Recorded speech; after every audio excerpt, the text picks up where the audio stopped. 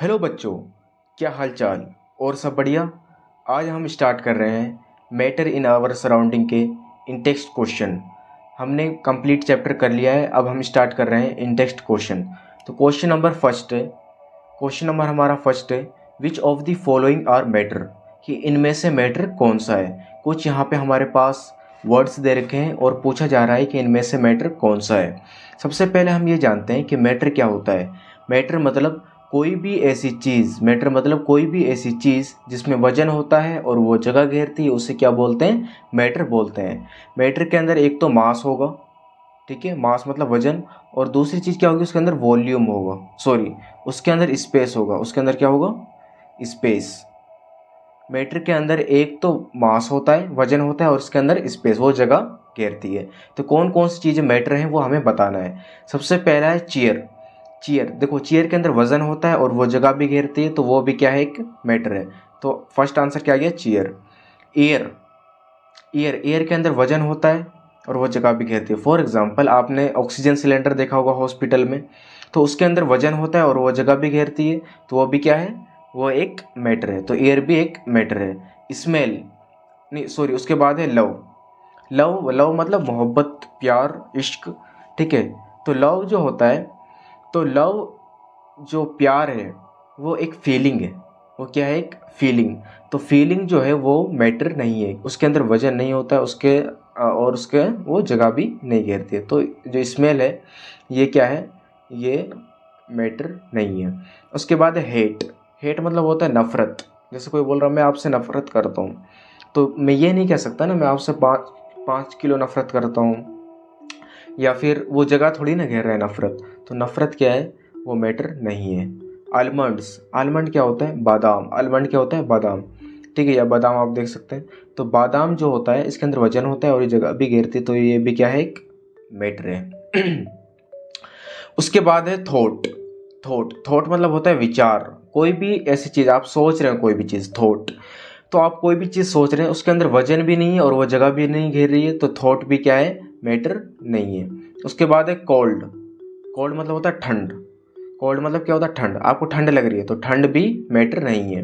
उसके बाद है कोल्ड ड्रिंक। कोल्ड ड्रिंक के अंदर वजन होता है, वो जगह घेरती है, ये भी क्या है, मैटर है, ठीक है, कोल्ड ड्रिंक मैटर है।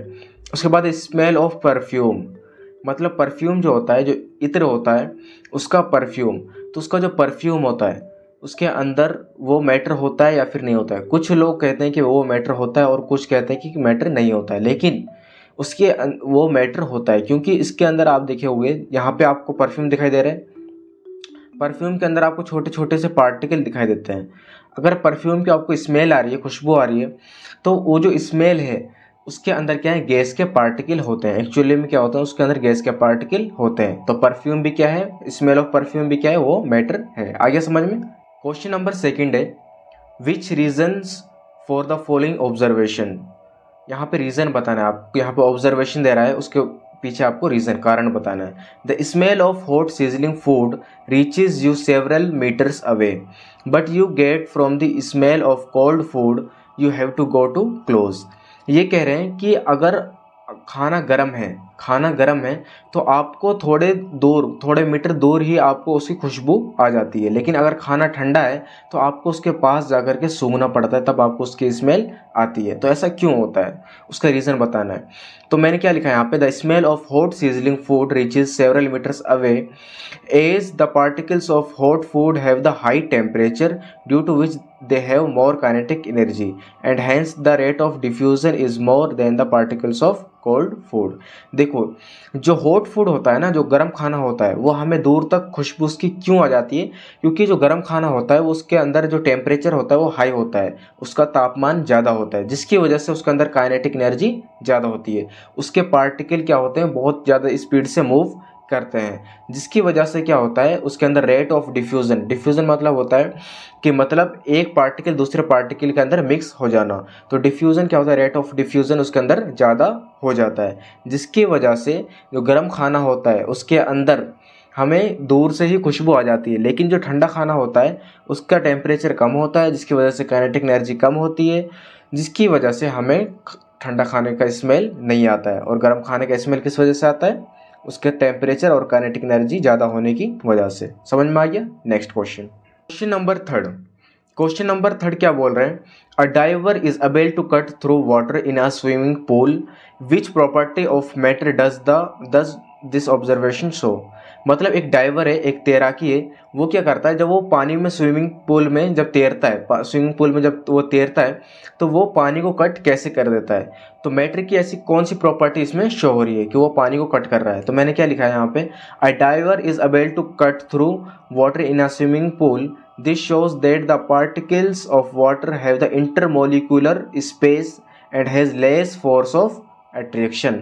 जो डाइवर है, जो तैराकी है, वो पानी को कट कर पा रहा है स्विमिंग पूल में इस वजह से क्योंकि पानी के जो पार्टिकल होते हैं, वाटर के जो पार्टिकल होते हैं, उनके अंदर इंटरमोलिकुलर स्पेस होता है, उनके अंदर खाली जगह होती है, जिसकी वजह से उसके पार्टिकल को हम क्या कर सकते हैं, अलग अलग कर सकते हैं। उसके पार्टिकल के अंदर स्पेस होता है और उसके अंदर लेस फोर्स ऑफ अट्रैक्शन होता है, उसके अंदर फोर्स ऑफ अट्रैक्शन कम होता है, जिसकी वजह से जो डाइवर होता है, जो तैराकी होता है, वो पानी को कट कर पाता है। आगे समझ में। नेक्स्ट क्वेश्चन नंबर 4 क्या बोल रहे हैं, what are the characteristics of the particles of matter. हमने मैटर के पार्टिकल्स के बारे में पढ़ा था कि मैटर के पार्टिकल्स के क्या क्या कैरेक्टरिस्टिक होते हैं, क्या क्या गुण होते हैं। ठीक है, तो वही आपको बताना है। तो सबसे पहले हम लिखते हैं the characteristics of the particles of matter are. कौन कौन से होते हैं। फर्स्ट है particles of matter are very small. Matter के जो पार्टिकल होते हैं वो बहुत ही ज़्यादा छोटे छोटे होते हैं। सेकेंड है particles of matter have space between them. Matter के जो पार्टिकल होते हैं उनके बीच में स्पेस होता है। थर्ड है particles of matter are continuously moving. Matter के जो पार्टिकल हैं वो लगातार घूमते रहते हैं। फोर्थ है particles of matter have force of attraction. Matter के जो पार्टिकल होते हैं उनके अंदर फोर्स ऑफ अट्रैक्शन होता है। तो ये 4 पॉइंट आपको लिखना है। आगे समझ में। नेक्स्ट क्वेश्चन नंबर 5 क्या बोल रहे हैं, the mass per unit volume of a substance is called density. मतलब क्या बोल रहे हैं, मास अपॉन में वॉल्यूम, मास अपॉन में वॉल्यूम, इसको क्या बोला जाता है, इसको डेंसिटी बोला जाता है। डेंसिटी का फॉर्मूला क्या होता है, मास अपॉन में वॉल्यूम। तो कह रहे हैं कि arrange the following in order of increasing density. आपको यहाँ पे कुछ वर्ड्स दे रखे हैं जैसे air, exhaust from chimneys, Honey, water, Chowk, cotton and iron. इनको आपको क्या करना है, इनका जो डेंसिटी है उसको आपको इंक्रीजिंग ऑर्डर में रखना है। डेंसिटी मतलब होता है घनापन। ठीक है, किसी चीज़ के अंदर कितना डेंसिटी है, घनापन है। ठीक है, तो इसको आपको इंक्रीजिंग ऑर्डर में रखना है। ठीक है, सबसे पहले कम घना, उससे ज़्यादा डेंसिटी वाला, उससे ज़्यादा डेंसिटी वाला। इंक्रीजिंग डेंसिटी में हम कैसे रखेंगे, सबसे पहले यहाँ पे आएगा एयर। एयर जो होता है उसके अंदर कम डेंसिटी होता है। उसके बाद एग्जॉस्ट फ्रॉम चिमनीज, जो चिमनी होती है, ठीक है, जो भट्टा होता है उसके अंदर से जो धुआं निकलता है वो सेकंड नंबर पे। ठीक है, एयर से ज़्यादा किसके अंदर वो होता है डेंसिटी, चिमनी के जो अंदर से जो एग्जॉस्ट निकलता है उसके अंदर होता है। उसके बाद क्या है, कॉटन, उसके बाद वाटर, उसके बाद हनी, उसके बाद चौक और सब, उसके बाद आयरन। आयरन के अंदर सबसे ज़्यादा डेंसिटी होती है। तो आगे समझ में। नेक्स्ट क्वेश्चन नंबर 6 क्या बोल रहे हैं, tablet the difference in the characteristics of states of matter. यहाँ पे आपको एक क्या बनाना है, टेबल बनाना है, characteristic of states of matter के बारे में यहाँ पे लिखना है। तो यहाँ पे मैंने कैरेक्टरिस्टिक लिख दिए, shape, volume, rigidity, compressibility, intermolecular force और इंटरमोलिकुलर स्पेस। और ऊपर मैंने क्या लिख दिया, सॉलिड्स, लिक्विड और गैस। अब देखो यहाँ पे सॉलिड का जो शेप होता है, सॉलिड का जो शेप होता है वो कैसा होता है, फिक्स होता है। सॉलिड का शेप कैसा होता है, फिक्स होता है। लिक्विड का शेप फिक्स नहीं होता है। गैस का जो शेप होता है वो भी फिक्स नहीं होता। उसके बाद है वॉल्यूम। सॉलिड का वॉल्यूम फिक्स होता है, लिक्विड का वॉल्यूम फिक्स होता है, लेकिन गैस का वॉल्यूम फिक्स नहीं होता है। उसके बाद है रिजिडिटी। रिजिडिटी मतलब होता है कठोर, कोई भी चीज़ कितना ज़्यादा कठोर है। ठीक है, और या फिर फ्लूइडिटी। फ्लूइडिटी मतलब होता है बहना। तो जो सॉलिड होते हैं ना तो वो रिजिड होते हैं, ठीक है, नहीं सॉरी, सॉलिड जो होते हैं वो रिजिड होते हैं और वो बहते नहीं है, डोंट फ्लो। सॉलिड जो होते हैं वो रिजिड, कठोर होते हैं, लेकिन वो बहते नहीं है। लिक्विड क्या होते हैं, कैन फ्लो। लिक्विड बह सकते हैं लेकिन वो रिजिड नहीं होते हैं। ठीक है, गैस बह सकते हैं लेकिन वो रिजिड नहीं होते हैं। उसके बाद है कॉम्प्रेसिबिलिटी। कॉम्प्रेसिबिलिटी मतलब होता है किसी भी चीज़ को दबाने की क्षमता। तो सॉलिड को हम क्या कर सकते हैं, दबा नहीं सकते, नेग्लिजिबल, बहुत ही कम दबा सकते हैं। ठीक है, ना के बराबर। लिक्विड में नॉट सो मच कंप्रेसिबल, ज़्यादा हम नहीं दबा सकते, थोड़ा दबा सकते हैं, बिल्कुल कम। ठीक है, गैस हाईली कंप्रेसिबल, गैस को हम बहुत ही ज़्यादा दबा सकते हैं। उसके बाद है इंटरमोलिकुलर फोर्स। सॉलिड के अंदर इंटरमोलिकुलर फोर्स सबसे ज़्यादा होता है, मैक्सिमम होता है। लिक्विड के अंदर लेस देन सॉलिड होता है और गैस के अंदर मिनिमम होता है। इंटरमोलिकुलर स्पेस मतलब जगह, जगह जो होता है सॉलिड के अंदर सबसे कम होता है, लिक्विड के अंदर उससे सॉलिड ज़्यादा होता है और गैस के अंदर सबसे ज़्यादा होता है। तो यहाँ पे ये टेबल था क्वेश्चन नंबर 6 में, ये आप बना लेना। ठीक है, अब नेक्स्ट क्वेश्चन की तरफ चलते हैं। क्वेश्चन नंबर 7, क्वेश्चन नंबर 7 क्या बोल रहे हैं, कमेंट अपॉन द फॉलोइंग। यहाँ पे आपको कुछ वर्ड दे रखे हैं, उसके ऊपर आपको कमेंट करना है, उनके बारे में आपको बताना है। सबसे पहला है rigidity, compressibility, fluidity, filling a gas container, shape, kinetic energy and density. ये आपको कुछ वर्ड दे रखे हैं यहाँ पे। ठीक है, 7-8 वर्ड है, 6-7 वर्ड है, इनके बारे में आपको बताना है।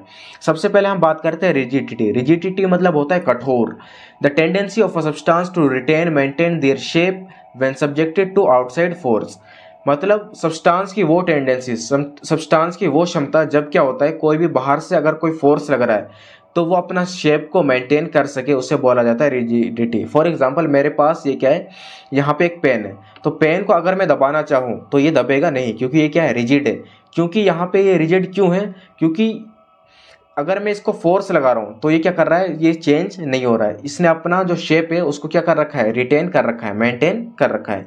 सेकंड है कॉम्प्रेसिबिलिटी। कॉम्प्रेसिबिलिटी मतलब होता है दबाना, किसी भी चीज़ को हम कितना दबा सकते हैं। The matter has intermolecular space, the external force applied on the matter can bring these particles closer, gases and liquids are compressible. जो मैटर के अंदर क्या होता है, इंटरमोलिकुलर स्पेस होता है, मैटर के अंदर इंटरमोलिकुलर स्पेस होता है। आपने पढ़ा था सॉलिड के अंदर सबसे कम होता है, लिक्विड के अंदर सॉलिड से ज़्यादा होता है और गैस के अंदर सबसे ज़्यादा इंटरमोलिकुलर स्पेस होता है। तो अगर कोई बाहर से एक्सटर्नल फोर्स लगाया जाए, बाहर से कोई एक्सटर्नल फोर्स लगाया जाए मैटर के ऊपर, तो मैटर के पार्टिकल्स बिल्कुल पास पास आ जाते हैं, क्लोज आ जाते हैं। ठीक है, तो वो कंप्रेस हो जाते हैं। जैसे गैस, गैस क्या होता है, कंप्रेस हो सकता है और लिक्विड कंप्रेस हो सकते हैं। सबसे ज़्यादा गैस कंप्रेस हो सकता है, उससे कम लिक्विड और सबसे कम सॉलिड। ठीक है, समझ में आ गया। अब नेक्स्ट क्वेश्चन की तरफ बढ़ते हैं। क्वेश्चन नंबर 7 में ही हमने अभी रिजिडिटी और कंप्रेसिबिलिटी के बारे में पढ़ा। अब हम बात करते हैं फ्लूइडिटी और filling a gas container. Fluidity क्या होता है, फ्लूइडिटी मतलब होता है बहने की क्षमता, कोई भी सब्सटेंस है वो कितना ज़्यादा बह सकता है। The tendency of particles to flow, मतलब कोई भी पार्टिकल है उसकी बहने की क्षमता को क्या बोला जाता है, फ्लूइडिटी बोला जाता है। Liquids and gases flow, liquid और जो गैस होते हैं वो फ्लो करते हैं, वो बहते हैं। उसके बाद है फिलिंग अ गैस कंटेनर, मतलब किसी भी गैस कंटेनर को मतलब भरना। तो उसके बारे में क्या बता रहे हैं, gases have particles which vibrate randomly in all the direction, the gas can fill the container. जो गैस के जो पार्टिकल होते हैं वो रैंडमली इधर उधर वाइब्रेट करते रहते हैं, वो इधर उधर घूमते रहते हैं, वो चारों तरफ ऑल डायरेक्शन में घूमते रहते हैं। गैस के पार्टिकल चारों तरफ घूमते रहते हैं, जिसकी वजह से गैस जो होता है वो कंटेनर को फिल कर देता है। फॉर एग्जांपल आपके घर में सिलेंडर होगा, सिलेंडर के अंदर अगर फुल सिलेंडर है तो उसके अंदर लगभग 28 किलो 28 केजी गैस आता है। लेकिन अगर सिलेंडर फॉर एग्जांपल हाफ हो गया, ठीक है, या फिर उसके अंदर 2 किलो गैस बचा है, तो लेकिन 2 किलो गैस में भी जो सिलेंडर होगा उसके अंदर पूरा गैस भरा हुआ रहता है, क्योंकि जो गैस के पार्टिकल होते हैं वो चारों तरफ फैल जाते हैं। आगे समझ में। अब नेक्स्ट पढ़ते हैं। नेक्स्ट आता है शेप। शेप क्या होता है, शेप मतलब होता है आकार। Solids have maximum intermolecular force of definite shape, जो सॉलिड होते हैं उनके अंदर इंटरमोलिकुलर फोर्स जो होता है वो सबसे ज़्यादा होता है, जिसकी वजह से इनका जो शेप होता है वो डेफिनेट होता है, इनका शेप हम चेंज नहीं कर सकते। Whereas liquids and gases takes the shape of the container, लेकिन लिक्विड और गैस जो होते हैं वो शेप कंटेन कर लेते हैं, शेप ले लेते हैं। किसी भी कंटेनर में रखा जाएगा लिक्विड को, वो उसी का शेप ले लेता है। आगे समझ में। नेक्स्ट क्वेश्चन नंबर 7 में ही अभी हमने पढ़ा शेप के बारे में। अब हम बात करते हैं काइनेटिक एनर्जी और डेंसिटी के बारे में। काइनेटिक एनर्जी क्या होता है, मैंने क्या लिखा है यहाँ पे, the energy possessed by particles due to the motion is called kinetic energy. मतलब काइनेटिक एनर्जी क्या होता है, काइनेटिक एनर्जी एक ऐसा एनर्जी है जो क्या होता है, मोशन की वजह से होता है। जो किसकी वजह से होता है, पार्टिकल्स ऑफ मोशन के जो मतलब मैटर के जो पार्टिकल होते हैं वो जितना स्पीड से घूमेंगे उतना ही ज़्यादा काइनेटिक एनर्जी होगा। काइनेटिक एनर्जी मतलब कोई भी मैटर के पार्टिकल है वो जितना स्पीड से घूमेगा काइनेटिक एनर्जी भी उतना ही ज़्यादा। अगर मैटर के पार्टिकल कम घूम रहे हैं तो काइनेटिक एनर्जी भी कम। Molecules of gases vibrate randomly as they have maximum kinetic energy. जो गैस के मॉलिक्यूल होते हैं वो वाइब्रेट करते हैं, वो बहुत ही ज़्यादा स्पीड से मूव करते हैं, जिसकी वजह से उनके अंदर ज़्यादा काइनेटिक एनर्जी होती है, मैक्सिमम काइनेटिक एनर्जी होती है। उसके बाद नेक्स्ट बात करते हैं डेंसिटी। डेंसिटी मतलब होता है घनापन। घनापन density it is defined as the mass per unit volume the solids have highest density.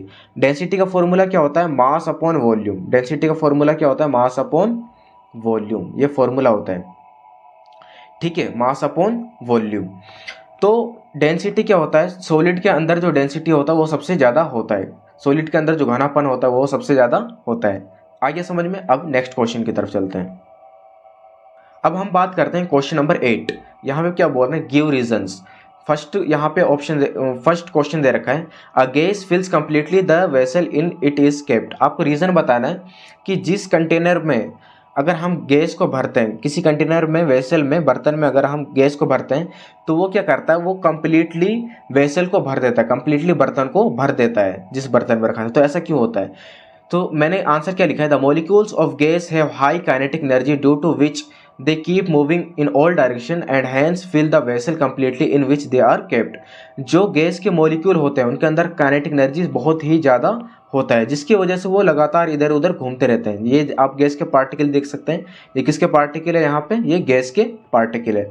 तो गैस के पार्टिकल कोई इधर घूम रहा है, कोई इधर जा रहा है, कोई इधर जा रहा है, ठीक है। गैस के पार्टिकल रेंडमली इधर उधर घूमते रहते हैं, वो वाइब्रेट करते रहते हैं, जिसकी वजह से उनके अंदर काइनेटिक एनर्जी ज़्यादा होता है। काइनेटिक एनर्जी ज़्यादा होने की वजह से वो क्या करते हैं? वो चारों तरफ घूमते हैं, जिसकी वजह से जो हमारा वेसल होता है, बर्तन होता है, वो चारों तरफ से वो भर जाता है। आइए समझ में। नेक्स्ट क्वेश्चन, क्वेश्चन नंबर 8 में सेकंड पार्ट क्या पूछ रहे हैं? A gas exerts pressure on the walls of the container. मतलब अगर किसी कंटेनर में अगर मैं गैस रखता हूँ, ठीक है, गैस को भरता हूँ, तो क्या होता है? वो गैस जो होता है, तो वो गैस क्या करता है? कंटेनर के वॉल पे क्या करता है? प्रेशर लगाता है, ठीक है, फोर्स लगाता है, प्रेशर लगाता है। तो इसका आंसर बताएं, रीजन बताना। तो आंसर मैंने क्या लिखा है? A gas exert pressure on the walls of the container because the molecules of the gas are in a constant random motion due to the high kinetic energy. These molecules constantly vibrate, move and hit the walls of the container, thereby exerting pressure on it। देखो अभी आपने पढ़ा था कि जो gas के particle होते हैं उनके अंदर क्या होता है? उनके अंदर मतलब हाई काइनेटिक एनर्जी होती है, जिसकी वजह से वो लगातार इधर उधर घूमते रहते हैं, ठीक है, लगातार इधर उधर घूमते रहते हैं। तो जिसकी वजह से वो लगातार इधर उधर घूमते रहते हैं, वो क्या करते हैं? वो बाहर निकलना चाहते हैं। वो क्या करते हैं? कंटेनर से बाहर निकलना चाहते हैं, जिसकी वजह से वो क्या करते हैं? कंटेनर की जो वॉल होती है, दीवार होती है, उसके ऊपर क्या करते हैं? वो प्रेशर लगाते हैं। आइए समझ में। नेक्स्ट क्वेश्चन नंबर 8 में सी पार्ट है, a wooden table should be called a solid. Wooden table को हम सॉलिड क्यों बोलेंगे, क्यों कहा जाता है? The wooden table is hard and rigid and particles are tightly packed. जो वुडन टेबल होता है, लकड़ी का जो टेबल होता है, यहाँ पे आप लकड़ी का टेबल देख सकते हैं, ये क्या होता है? हार्ड होता है, मजबूत होता है, ठीक है, रिजिड होता है, कठोर होता है, इसका हम जो शेप होता है वो चेंज नहीं कर सकते। It can not be compressed, it cannot be compressed, it cannot flow, all these characteristics are of solid। देखो ये कॉम्प्रेस भी नहीं हो सकता, ये फ्लो भी नहीं हो सकता। ये जो कैरेक्टरिस्टिक होते हैं ये किसके होते हैं? सॉलिड के। सॉलिड जो होता है कॉम्प्रेस भी नहीं हो सकता, वो फ्लो भी नहीं हो सकता। So wooden table should be called solid. Wooden table के अंदर कौन सी प्रॉपर्टी पाई जाती है? सॉलिड की प्रॉपर्टी पाई जाती है, जिसकी वजह से हम इसको क्या सॉलिड बोलते हैं। यहाँ पे वुडन टेबल के आप पार्टिकल्स देख सकते हैं, बिल्कुल क्लोज होते हैं जैसे सॉलिड के पार्टिकल्स होते हैं। समझ में। नेक्स्ट क्वेश्चन आगे चलते हैं। क्वेश्चन नंबर 8 में डी पार्ट में, we can easily move our hand in air but to do the same through a solid block of wood we need a karate expert. Question ये पूछ रहा है कि अगर हवा में हाथ हिलाना है तो हम आसानी से हवा में हाथ हिला सकते हैं, लेकिन अगर कोई सॉलिड हमारे पास लकड़ी है तो उसमें से अगर मुझे हाथ को मतलब गुजारना है तो हमें क्या चाहिए? एक कराटे एक्सपर्ट चाहिए होता है। तो ऐसा क्यों होता है? क्योंकि यहाँ पे मैंने क्या लिखा है? It is because of particles of air has less force of attraction. क्योंकि जो एयर के पार्टिकल होते हैं उनके अंदर फोर्स ऑफ अट्रैक्शन क्या होता है? कम होता है।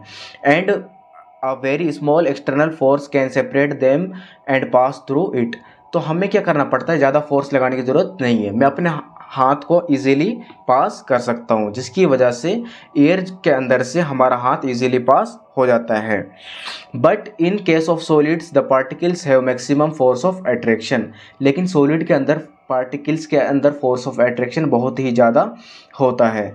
The particles are tightly bound due to this force. जो पार्टिकल होते हैं वो बिल्कुल पास पास होते हैं इस फोर्स की वजह से, फोर्स ऑफ अट्रैक्शन की वजह से पार्टिकल जो होते हैं सॉलिड के बिल्कुल पास पास होते हैं। Hence large amount of external force is required to pass through solid. तो इसी की वजह से सॉलिड के पार्टिकल में से, सॉलिड का जो मैटर है उसके अंदर से अगर मुझे अपने हाथ को पास करना है तो मुझे बहुत ही ज़्यादा फोर्स चाहिए होगा। हवा में हम आसानी से पास कर सकते हैं, सॉलिड के अंदर हमें ज़्यादा चाहिए होगा, क्योंकि हवा के अंदर लेस फोर्स ऑफ अट्रैक्शन होता है लेकिन सॉलिड के अंदर ज़्यादा फोर्स ऑफ अट्रैक्शन होता है। आगे समझ में। नेक्स्ट क्वेश्चन क्या बोल रहा है यहाँ पे, liquids generally have lower density as compare to solid. Liquid के जो डेंसिटी होता है, लिक्विड का जो डेंसिटी होता है वो सॉलिड से कम होता है। But you must have observe that ice floats on water, find out why. लेकिन आपने ये देखा होगा कि जो बर्फ़ होता है वो पानी के ऊपर तैरता है। तो आपसे ये पूछ रहे हैं कि बर्फ़ पानी के ऊपर क्यों तैरता है। ठीक है, तो यहाँ पे मैंने आंसर क्या लिखा है, ice is a solid but its density is lower than water due to its structure. Ice, हालांकि आइस जो है वो एक सॉलिड है, ठीक है, लेकिन जो इसका जो डेंसिटी होता है वो पानी से कम होता है, क्योंकि इसके स्ट्रक्चर की वजह से इसका जो डेंसिटी होता है वो पानी से कम होता है। The molecules in the ice makes a cage like structure. ठीक है, जो आइस के मॉलिक्यूल होते हैं वो कैसा स्ट्रक्चर बनाते हैं, केज लाइक, मतलब एक पिंजरा के टाइप का स्ट्रक्चर बनाते हैं।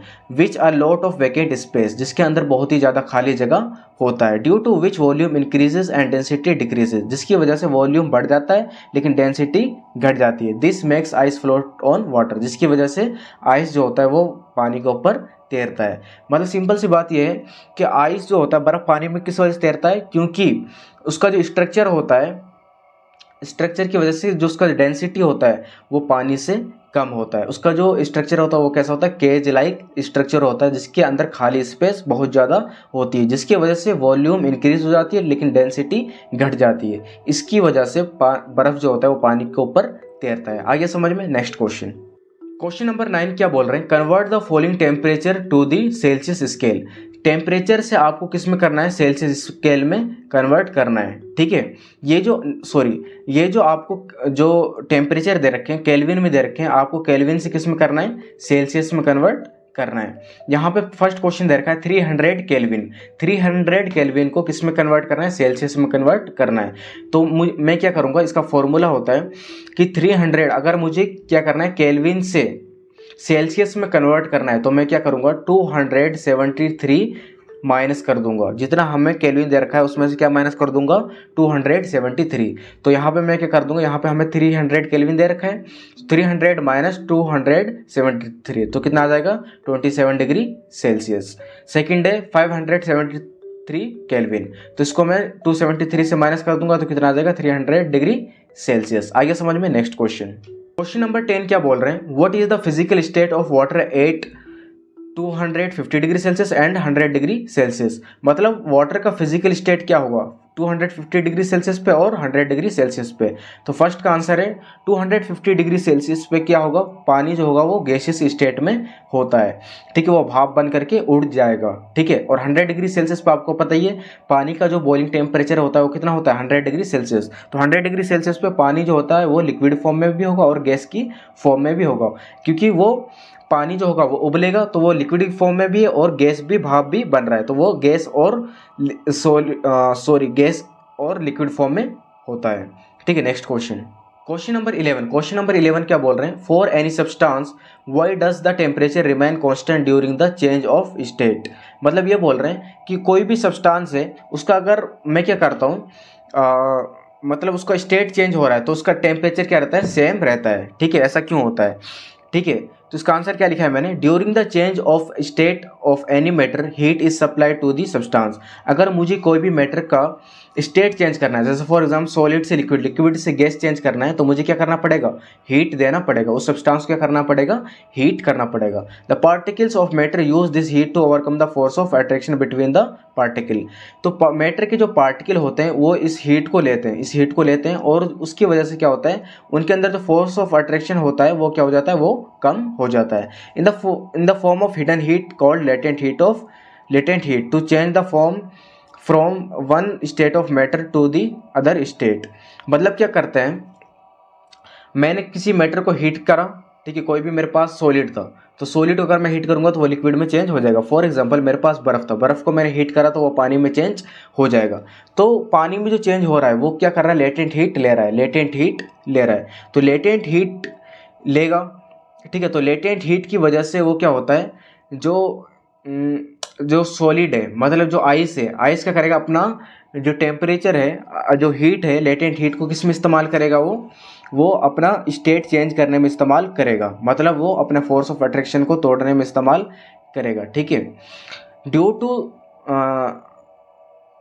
Hence temperature remain constant during this period. तो जिसकी वजह से जो टेम्परेचर होता है वो क्या रहता है, मतलब कांस्टेंट रहता है। क्योंकि जो टेम्परेचर जो होता है वो इसलिए नहीं बढ़ता है क्योंकि मैंने फॉर एग्जांपल मेरे पास बर्फ़ था, ठीक है, और मैंने इसको क्या करा, हीट करा, मैंने यहाँ पे हीट करा है, ठीक है, इसमें से आग लग रही है, और ये किस में चेंज हो जा रहा है, ये पानी में चेंज हो जा रहा है, ठीक है। ये मेरे पास बर्फ़ था, आइस था, ठीक है, और यहाँ पे मैंने इसको किस में चेंज कर दिया, वाटर में चेंज कर रहा हूँ। तो यहाँ पे क्या होगा, जो बर्फ़ का जो टेम्परेचर है वो चेंज नहीं होगा। फॉर एग्जांपल वो 0 डिग्री सेल्सियस है तो वो 0 डिग्री सेल्सियस ही रहेगा। क्यों, क्योंकि जो मैं इसको गर्म कर रहा हूँ ना, तो इसके अंदर मैं लेटेंट हीट दे रहा हूँ। लेटेंट हीट की वजह से क्या होगा, इसके अंदर फोर्स ऑफ अट्रैक्शन कम हो जाएगा, फोर्स ऑफ अट्रैक्शन कम हो जाएगा। फोर्स ऑफ अट्रैक्शन को तोड़ने के लिए ये क्या करता है, हीट का इस्तेमाल करता है, ठीक है। इसकी वजह से टेम्परेचर नहीं बढ़ेगा। जब ये पूरा बर्फ पानी में कन्वर्ट हो जाएगा तब इसका टेम्परेचर बढ़ेगा। आ गया समझ में। नेक्स्ट क्वेश्चन नंबर 12 क्या बोल रहे हैं, suggest a method to liquefy atmospheric gases. मतलब कोई ऐसा मेथड बताइए जिसमें हम क्या कर सकते हैं, एटमॉस्फेरिक गैस को क्या कर सकते हैं, लिक्विफाई, मतलब लिक्विड में कन्वर्ट कर सकते हैं। किसमें, लिक्विड में कन्वर्ट कर सकते हैं। कोई ऐसा मेथड जिसमें हम क्या कर सकते हैं, गैस को, एटमॉस्फेरिक गैस को लिक्विड में कन्वर्ट कर सकते हैं। Gases can be liquefied by applying pressure and reducing temperature. Gas को हम लिक्विफाई कैसे कर सकते हैं, लिक्विड में कन्वर्ट कैसे कर सकते हैं, मतलब प्रेशर लगा करके और टेम्परेचर घटा करके। फॉर एग्जांपल यहाँ पे आप एक डायग्राम देख सकते हैं, ये एनसीईआरटी में आपको डायग्राम दे रखा है। यहाँ पे मेरे पास एक सिलेंडर है, ये एक सिलेंडर है, और यहाँ पे मैंने क्या लगा रखा है, ये पिस्टन लगा रखा है। तो यहाँ पे मेरे पास ये क्या है, गैस है, ये गैस के पार्टिकल है। अब मैंने पिस्टन की जरिए से, पिस्टन की मदद से इसके ऊपर मैंने क्या लगाया, फोर्स लगाया। पिस्टन की हेल्प से मैंने फोर्स लगाया तो गैस के पार्टिकल बिल्कुल पास आ गए, ठीक है। गैस के पार्टिकल क्या हो गए, बिल्कुल पास आ गए, ये लिक्विड फॉर्म में आ गए। गैस के पार्टिकल किस फॉर्म में आ गए, ये लिक्विड फॉर्म में आ गए। अब मैं क्या करता हूँ, और ज़्यादा प्रेशर लगाऊंगा तो ये लिक्विड के पार्टिकल किस में आ जाएंगे, ये सॉलिड फॉर्म में आ जाएंगे, ठीक है। ये किसके फॉर्म में आ जाएंगे, सॉलिड फॉर्म में आ जाएंगे। तो मतलब अगर मैं प्रेशर लगा दूं किसी चीज़ पे तो वो क्या होगा, गैस से लिक्विड में चेंज हो जाता है। आगे समझ में। नेक्स्ट क्वेश्चन नंबर 13 क्या बोल रहे हैं, why do a desert cooler cool better on hot dry day. मतलब जो डेजर्ट कूलर होता है, ठीक है, वो ज़्यादा मतलब ठंडा क्यों करता है, हॉट ड्राई डे में ठंडा ज़्यादा क्यों करता है, कूल क्यों करता है। तो आंसर क्या है, the outer walls of the cooler get sprinkled by water constantly. क्योंकि हम जो कूलर के बाहर का जो वॉल होता है, उसका जो दीवार होता है, उसके जो कूलर के अंदर जो घास लगी होती है, उसके हम क्या करते हैं, लगातार उसके ऊपर पानी डालते रहते हैं। This water evaporates due to hot dry weather. तो ये जो वाटर होता है वो इवापोरेट होता रहता है, ठीक है, धीरे धीरे भाप में कन्वर्ट होता रहता है। क्योंकि बाहर क्या है, टेम्परेचर गर्म है, जिसकी वजह से जो पानी है वो धीरे धीरे इवापोरेट होता रहता है। Evaporation causes cooling of inside air of cooler. This cool air is sent in the room by the fan, ठीक है। तो फॉर एग्जांपल यहाँ पे हम समझते हैं, देखो फॉर एग्जांपल यहाँ पे हॉट एयर आया, ठीक है, बाहर हॉट एयर था, ठीक है, गर्म हवा था। यहाँ पे क्या लगा हुआ है, यहाँ पे आपका ये कूलर है, ठीक है, यहाँ पे कूलिंग पैड लगा हुआ है, ठीक है, कूलिंग पैड जो घास वगैरह लगी होती है ना कूलर के अंदर, ठीक है, पैड लगा हुआ होता है, कूलिंग पैड, हनीकॉम्ब पैड वगैरह लगा होता है, ठीक है। तो यहाँ पे हमने क्या करा, वाटर पंप के जरिए से इसमें क्या करा, पानी डाला है। तो पानी गया इसके ऊपर, ठीक है, यहाँ पे नीचे वाटर टैंक लगा हुआ है, ठीक है, इसमें पानी गया, और ये जो पानी है, ठीक है, ये धीरे धीरे इवापोरेट होगा। तो बाहर का टेम्परेचर गर्म था, अंदर आने के बाद इवापोरेट होने की वजह से वो लेटेंट हीट लेगा, लेटेंट हीट की वजह से बाहर का टेम्परेचर जो होगा वो ठंडा हो जाएगा। जो बाहर का टेम्परेचर है, जो हॉट एयर होगा, वो किस में चेंज हो जाएगा, कोल्ड एयर में चेंज हो जाएगा। और हवा के जरिए, फैन के जरिए हम क्या कर देंगे, कोल्ड एयर को रूम में ट्रांसफर कर देंगे। आगे समझ में। Next question, question number 14। Question number 14 क्या बोल रहा है, how does the water kept in the earthen pot मटका बिकम कूल ड्यूरिंग समर। मतलब जो मटके के अंदर जो पानी होता है वो ठंडा किस वजह से हो जाता है। तो यहाँ पे आंसर क्या लिखा है, the earthen pot is porous with lot of pores on it, the water seep out through these pores and the water gets evaporated at the surface of the pot, thereby causing cooling effect. This makes the pot cold and the water inside the pot cools by this process. जो मटका होता है ना, कारण मटके के अंदर छोटा छोटा पोर्स होते हैं, छोटे छोटे इसके अंदर छेद होते हैं। यहाँ पे आप देख सकते हैं मटके के अंदर छोटे छोटे छेद होते हैं, जिसकी वजह से क्या होता है, मटके के अंदर छोटे छोटे छेद होते हैं, तो इसके अंदर जो वाटर जो होता है वो इवापोरेट हो जाता है। वाटर जो होता है वो धीरे धीरे इवापोरेट होता है। तो बाहर का टेम्परेचर गर्म है, अंदर टेम्परेचर क्या है, ज़्यादा ठंडा है। बाहर का टेम्परेचर गर्म है, अंदर टेम्परेचर ठंडा है, ठीक है। तो अंदर टेम्परेचर क्या होगा, इवापोरेट होने की वजह से ठंडा हो जाता है। बाहर टेम्परेचर गर्म है, अंदर टेम्परेचर क्या है, ठंडा, अंदर वो इवापोरेशन हो रहा है, तो इवापोरेशन की वजह से अंदर का जो पानी होता है वो ठंडा हो जाता है, जिसकी वजह से पूरा जो पानी होता है वो ज़्यादा ठंडा हो जाता है। आ गया समझ में। Next question, question number 15। Question number 15 क्या बोल रहे हैं, why does our palm feel cold when we put some acetone and petrol और परफ्यूम ऑन इट। मतलब अगर हम कोई अपने हाथ के ऊपर पेट्रोल, परफ्यूम या फिर एसीटोन डालते हैं तो हमारा हाथ ठंडा क्यों फील होता है। तो आंसर क्या है, द एसीटोन, पेट्रोल और perfume absorb the heat of our palm and evaporates causing cooling effect. तो अगर हम हाथ के ऊपर पेट्रोल या परफ्यूम डालते हैं तो हमारा हाथ क्या करता है, तो हमारा हाथ जो होता है, जो हीट होता है उसको एब्जॉर्ब कर लेता है, ठीक है। सॉरी, जो परफ्यूम वगैरह होता है वो हीट को एब्जॉर्ब कर लेता है, ठीक है, इवापोरेट होने के लिए। क्योंकि अगर हमने हाथ के ऊपर क्या करा, परफ्यूम स्प्रे करा, तो जो स्प्रे होगा, ठीक है, परफ्यूम का जो स्प्रे होगा, तो परफ्यूम क्या करेगा, हाथ का जो हमारा जो वो है, जो हीट है उसको ले लेगा, जिसकी वजह से वो इवापोरेट हो जाएगा, ठीक है। परफ्यूम इवापोरेट हो जाएगा और हमारे हाथ के अंदर जो हीट था, ठीक है, वो किसने ले लिया, वो ले लिया परफ्यूम ने, तो जिसकी वजह से हमारा हाथ क्या हो जाएगा, ठंडा हो जाता है। आगे समझ में। नेक्स्ट क्वेश्चन नंबर 16 क्या बोल रहे हैं, क्वेश्चन नंबर 16 है, why are we able to sip hot tea और milk from faster from a saucer rather than a cup. मतलब अगर कोई ठंडा या दूध या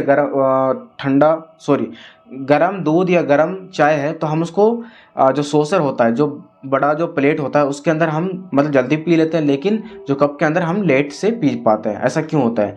T in a saucer has larger surface area than a cup. देखो, अगर हम इस सॉसर, ये सॉसर है, तो इसके अंदर अगर मैं कप उसको चाय को रखता हूँ तो इसके अंदर सरफेस एरिया क्या होता है, ज़्यादा होता है, ठीक है, सरफेस एरिया ज़्यादा होता है, और कप के अंदर सरफेस एरिया कम होता है। The rate of evaporation is faster with increase surface area. आपको ये पता, अगर मैं सरफेस एरिया बढ़ा दूंगा तो इवापोरेशन भी बढ़े, सरफेस एरिया बढ़ाने से इवापोरेशन भी बढ़ जाती है। तो